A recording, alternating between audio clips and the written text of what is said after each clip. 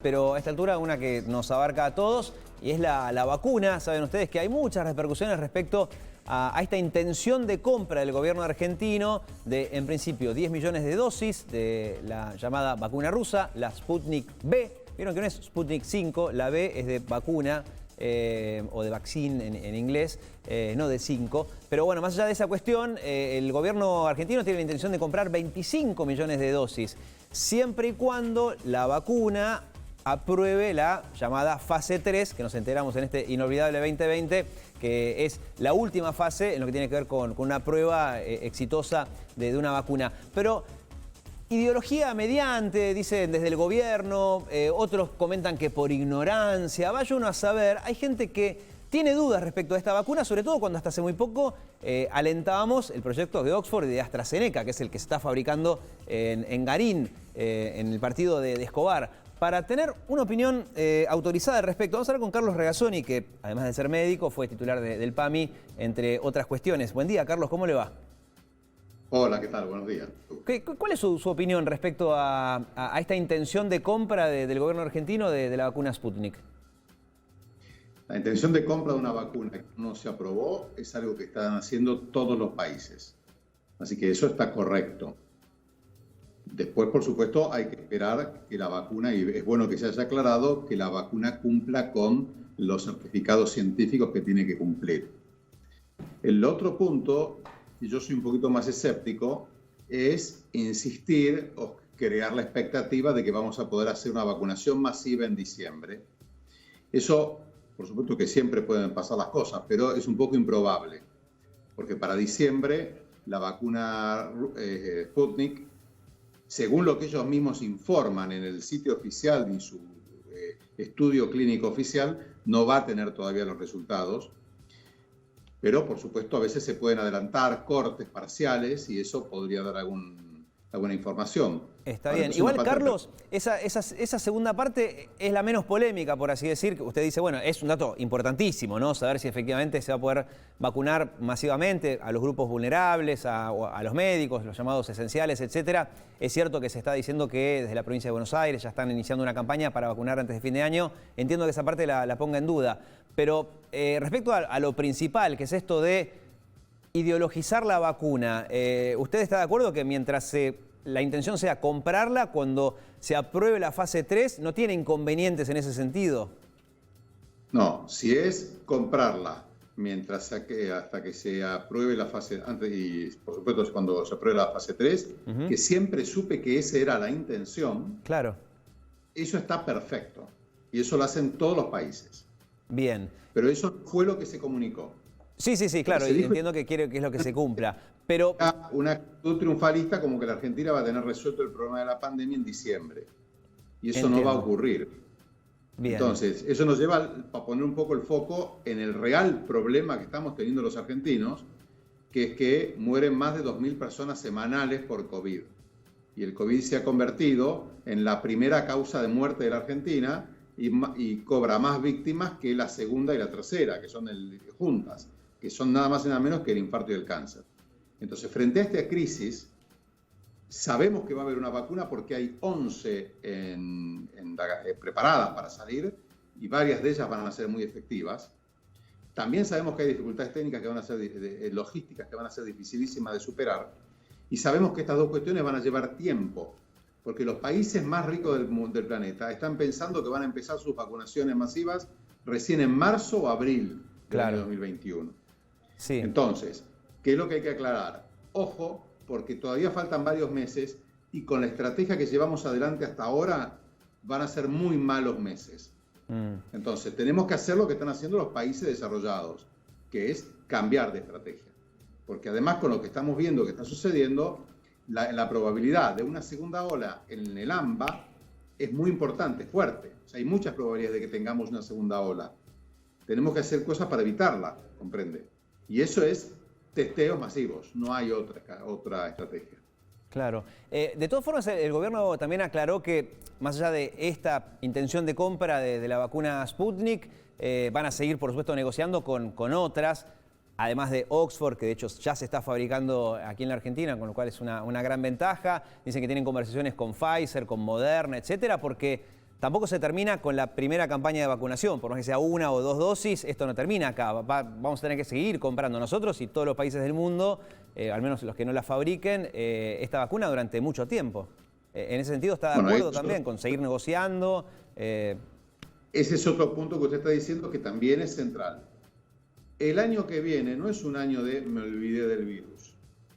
Por lo menos lo que dicen los expertos internacionales es que el año que viene va a ser una combinación de vacuna, distanciamiento social, testeos idealmente masivos. Los países que hagan testeos masivos van a tener mejores resultados, incluso para la campaña de vacunación, y uso de barbijo. Claro. Entonces va a ser un año complejo y las repercusiones económicas van a seguir siendo enormes. Y si los países no toman todas estas 4 estrategias que acabo de mencionar juntas, el sufrimiento va a ser mayor. Entonces Argentina igual está ante el desafío de escalar los testeos, cambiar la estrategia territorial de testeos, aplicar el cordón sanitario y mejorar el uso de los barbijos, que en este momento se ha deteriorado, se está descuidando, hay muchísimas fiestas clandestinas, y recordemos que fueron las fiestas clandestinas el origen de la segunda ola que está viviendo Europa en este momento, que la Argentina se podría adelantar, y no dentro de 2 meses, sino antes. Ahí, hablando de testeos, recién escuchamos la conferencia de prensa de Fernán Quirós, en donde, en resumen, después de hablar de un estudio de cero prevalencia, llegaron a la conclusión de que el 14% de los porteños tuvieron COVID. Hizo hincapié en que era el 10% un mes después del pico, porque con ese dato pudo compararlo con otras ciudades. Y llegamos a lo que para nosotros es el título, y es que Buenos Aires, testeando menos que el resto, mismo por recursos y por estrategia también, la ciudad de Buenos Aires pudo detectar a 1 de cada 3 positivos, cuando en Nueva York detectaron a 1 de cada 19, o en Madrid detectaron a 1 de cada 11. O sea, hizo mucho hincapié Fernán Quirós en que no es solamente testear mucho, sino la clave no es testear mucho, sino saber dónde testear. En ese sentido, el gobierno porteño anduvo bastante bien. Mire, yo no tendría que ver el estudio de prevalencia, no vi los resultados. Lo que le digo es, China, Corea, Japón, Nueva Zelanda, son los únicos países que realmente hicieron un buen trabajo porque bajaron la cantidad de muertos en comparación con todo el resto del mundo. Esos países hicieron testeos masivos. En este momento, Hong Kong va a testear a la totalidad de su población, 8 millones de personas, el 100% con testeos. Eslovaquia, para prevenir que no le ocurra lo que está pasando en la República Checa, va a terminar el fin de semana anterior testeó a la mitad de su población, el fin de semana siguiente testea a la totalidad de su población. Entonces, Argentina testeó poco, no hay ninguna duda, no hay nadie que lo asegure, y obviamente el problema es hacia adelante. Imagínense que si no, los países más serios no están invirtiendo lo que están invirtiendo en testeos, ¿entiende? Sí. No hay alternativa a eso. No, queda claro que es cierto, digamos, nunca está de más testear. En su momento Corea del Sur, me recuerdo que lo había hecho. Más. ¿Cómo? No es que no está de más, salva vidas. Claro, por supuesto. Lo único que baja la mortalidad realmente, además de la cuarentena, es los testeos. Y los países testean para no tener que hacer cuarentena de 7 meses. Claro.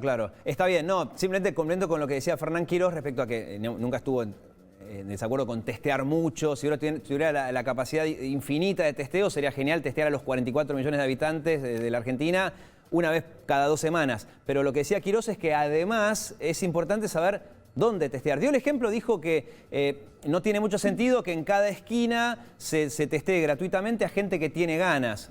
Nunca va a estar de más, pero él hacía referencia a que hay que hacer un estudio epidemiológico para saber dónde testear. En ese sentido, anduvo bastante bien según entiende él, ¿no? Lo que pasó en el gobierno porteño.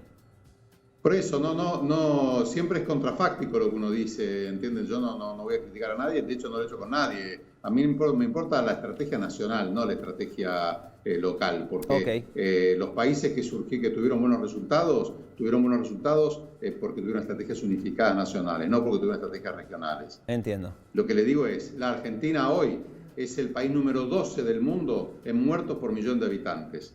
Y creo que acaba de pasar a ser el número 11. Y esto no va a parar.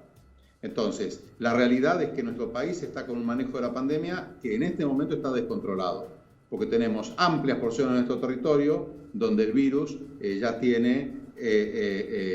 en estado epidémico y los sistemas de salud están colapsando. Fíjese lo que está ocurriendo en varias ciudades del interior del país, lo que está ocurriendo en Rosario, por ejemplo.